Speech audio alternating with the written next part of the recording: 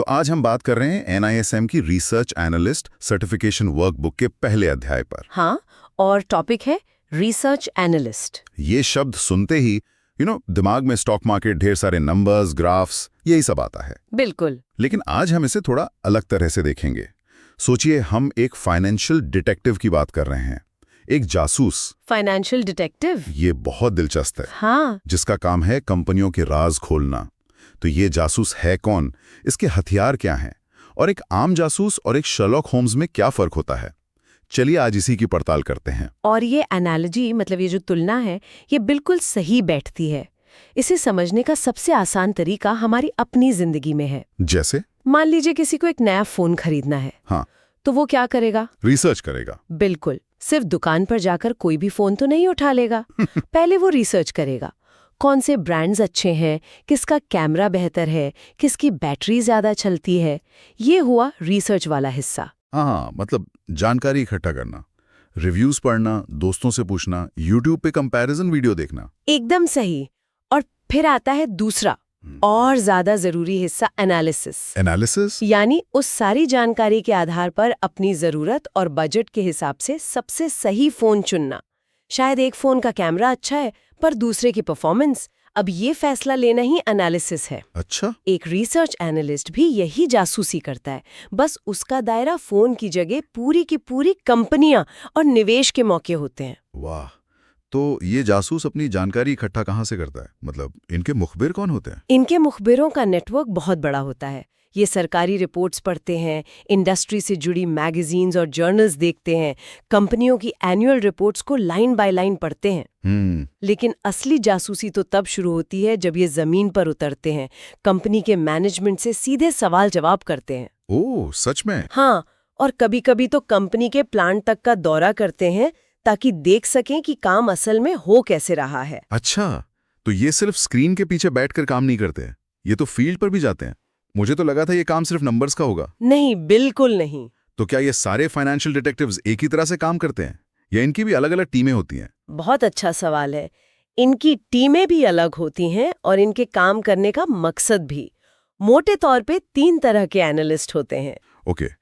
पहले हैं sell side analyst. Sell side analysts. ये वो जासूस हैं जो ब्रोकिंग फर्म्स या इन्वेस्टमेंट बैंकों के लिए काम करते हैं, जैसे कि मोतीलाल ओसवाल या मोर्गन स्टैनली। अच्छा, तो इनकी रिपोर्ट्स पब्लिक के लिए होती है? हाँ, बिल्कुल।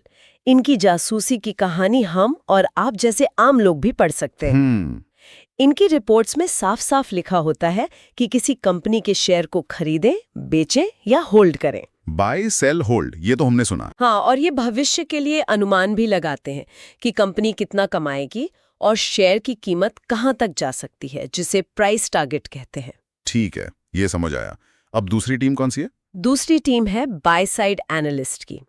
ये ज्यादातर गुप्त रूप से काम करते हैं। गुप्त रूप से? हाँ, ये उन कंपनियों के लिए काम करती हैं जो दूसरों का पैसा मैनेज करती हैं, जैसे म्यूचुअल फंड्स, हेज फंड्स या बड़ी-बड़ी बीमा कंपनियां। अच्छा, तो जब हम किसी म्यूचुअल फंड में पैसा लगाते हैं तो उनके अंदर भी एक एनालिस्ट टीम होती है? बिल्कुल, वो बाय साइड एनालिस्ट होते हैं। तो इनकी रिपोर्ट्स हमें क्यों नहीं मिलती? क्योंकि इनकी रिसर्च सिर्फ अंदरूनी इस्तेमाल के लिए होती है।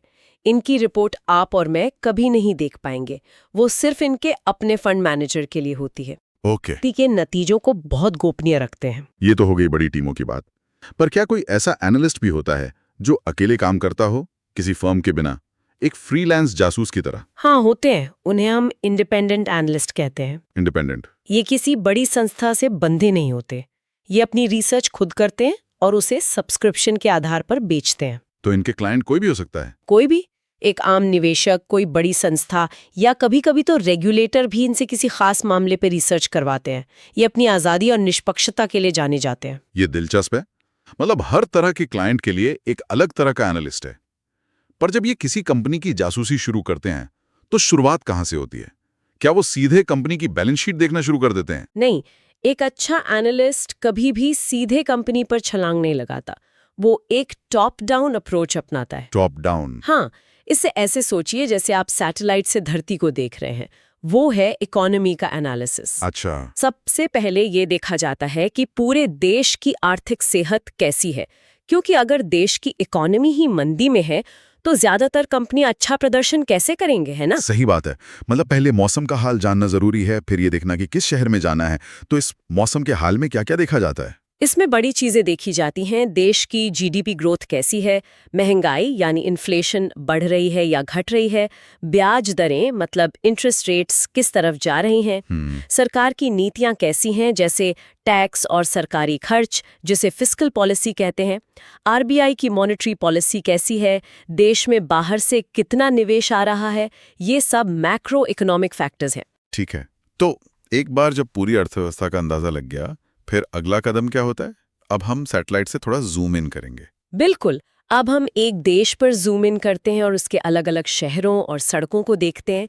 ये है इंडस्ट्री का एनालिसिस। ओके। क्योंकि हर इंडस्ट्री की अपनी कहानी होती है। एक आईटी कंपनी के लिए जो चीजें अच्छी हैं वो शायद एक स्टील कंपनी के लिए बुरी हो। सही है। तो एनालिस्ट को ये समझना होता है कि उस खास इंडस्ट्री के नियम क्या हैं, सरकार का उस पर कितना नियंत्रण है, उसमें कंपटीशन कितना तगड़ा है और कस्टमर का बर्ताव कैसा है। तो अगर हम ऑटोमोबाइल इंडस्ट्री को देखें, तो एनालिस्ट देखेगा कि सरकार की इलेक्ट्रिक व्हीकल पॉलिसी क्या है, हाँ, गाड़ियों की डिमांड कैसी है और मारुति, टाटा और हुंडई के बीच कंपटीशन कितना तगड़ा है। एकदम सही पकड़ा। और अब आता है आखिरी और सबसे गहरा स्तर, कंपनी का एनालिसिस। हाँ, जब हम एक खास शहर के एक खास घर पर जूम करते हैं, उसके अंदर जाकर देखते हैं कि वो परिवार कैसे रहता है, ये है कंपनी का एनालिसिस। Company analysis. और यहीं पर असली जासूसी का काम शुरू होता होगा, जहां नंबर्स और लोगों की परख दोनों की जरूरत पड़ती है। बिल्कुल। और यहाँ विश्लेषण दो तरीकों से किया जाता है। पहला है मात्रात्मक यानी क्वांटिटेटिव एनालिसिस। क्वांटिटेटिव। इसे ऐसे समझिए कि ये कंपनी की मार्कशीट देखने जैसा है। कितने नंबर आए, सेल्स कितनी बढ़ी, प्रॉफिट कितना हुआ, सब कुछ नंबरों में। ठीक है। इसके लिए एनालिस्ट कंपनी की पिछले कई सालों की balance sheet, profit loss statement और कैश फ्लो को बारीकी से जांचता है। और दूसरा तरीका क्या है? क्योंकि सिर्फ मार्कशीट से तो सब कुछ पता नहीं चलता। बिल्कुल नहीं। इसीलिए दूसरा तरीका है गुणात्मक यानी क्वालिटेटिव एनालिसिस। क्वालिटेटिव। ये उस स्टूडेंट से बात करने जैसा है। उसकी आदतें कैसी हैं, वो कितना मेहनती है, उसका भविष्य को लेकर विजन क्या है। इसमें एनालिस्ट ये जानने की कोशिश करता है कि कंपनी का मैनेजमेंट कितना काबिल और ईमानदार है, कंपनी का ब्रांड कितना मजबूत है और उसका बिजनेस मॉडल ऐसा क्या खास है जो उसे कंपटीशन से आगे रखता है। तो मतलब अच्छी मार्कशीट जरूरी है, पर असली पोटेंशियल तो इंसान से बात करके ही पता चलता है। एकदम। लेकिन इसमें एक खतरा नहीं है। आज के दौर में सारी मार्कशीट मतलब फाइनेंशियल डेटा तो इंटरनेट पर है, पर जब कोई एनालिस्ट मैनेजमेंट से बात करने जाता है तो मैनेजमेंट तो हमेशा अपनी कंपनी की अच्छी तस्वीर ही दिखाएगा, है ना? बिल्कुल। तो एक एनालिस्ट इस सेल्स पिच और असलियत में फर्क कैसे करता है? ये इस काम का सबसे मुश्किल और सबसे जरूरी हिस्सा है। मैनेजमेंट से बात करना एक दो-धारी तलवार है। जानकारी मिलती है लेकिन गुमराह होने का खतरा भी रहता है। सही बात है। इसीलिए कुछ सिद्धांत बनाए गए हैं। सबसे पहला और जरूरी सिद्धांत है मीटिंग से पहले होमवर्क करना। होमवर्क। एक अच्छा एनालिस्ट कभी भी खाली हाथ मैनेजमेंट के पास नहीं जाता। वो कंपनी की एनुअल रिपोर्ट्स, कंपेटिटर्स की रिपोर्ट्स, इंडस्ट्री की खबरें सब कुछ पढ़ के जाता है, ताकि वो सही सवाल पूछ सके और मैनेजमेंट के दावों को चुनौती दे सके। सही कहा। दूसरा सिद्धांत है स्वतंत्रता और निष्पक्षता। एनालिस्ट को अपनी भावनाओं को अलग रखना होता है, उसे सिर्फ तथ्यों पर टिके रहना होता है। और वो मैनेजमेंट को साफ साफ बताता है कि उसे कोई ऐसी जानकारी ना दी जाए जो पब्लिक को ना पता हो, क्योंकि वो इनसाइडर ट्रेडिंग के दायरे में आ सकती है। अच्छा। और तीसरा सिद्धांत जो बहुत मजेदार है वो है अपने नेटवर्क का इस्तेमाल करना। नेटवर्क का इस्तेमाल मतलब सिर्फ हेडमास्टर से नहीं बल्कि दूसरे टीचरों और स्टूडेंट्स से भी बात करना। हाँ, बिल्कुल यही।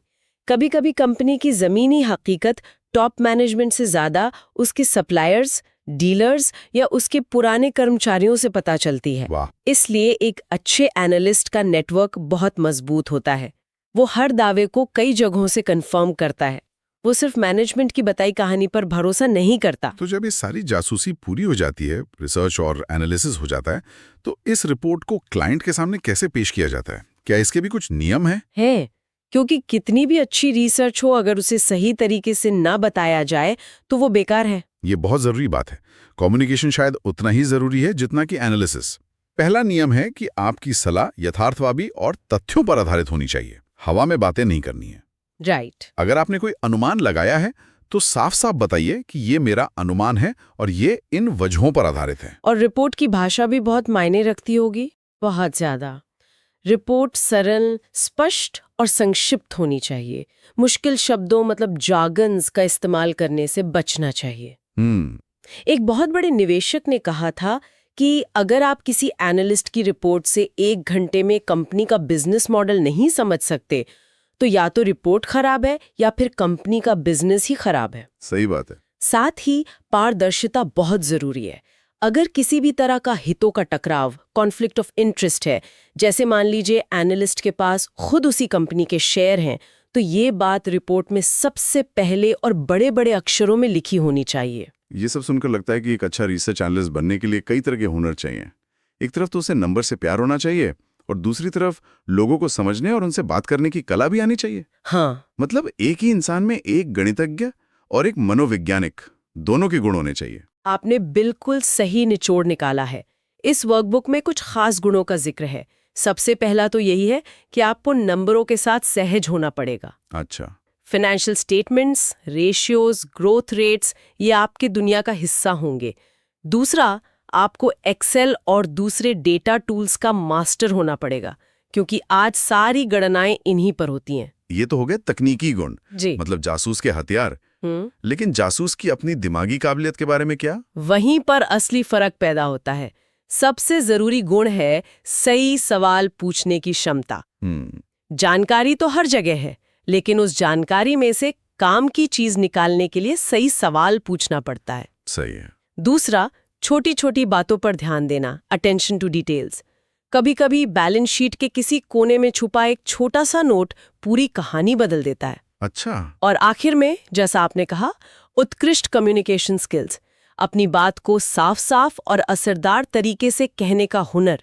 बिना इसके दुनिया का सबसे अच्छा एनालिसिस भी बेकार है। तो अगर हम आज की चर्चा को समेटें तो एक रिसर्च एनालिस्ट सिर्फ एक नंबर क्रंचर नहीं है। हाँ। वो एक जासूस है, एक कहानीकार है और एक मनोवैज्ञानिक भी है। हाँ। वो अर्थव्यवस्था की बड़ी तस्वीर से शुरू करता है, फिर इंडस्ट्री की गलियों में घूमता है और आखिर में एक कंपनी के दरवाजे पर दस्तक देकर उसके अंदर की हर बात को समझने की कोशिश करता है। बिल्कुल। और फिर उस सारी जानकारी को एक सरल और काम की सलाह में बदलकर हम जैसे निवेशकों तक पहुंचाता है। बिल्कुल सही।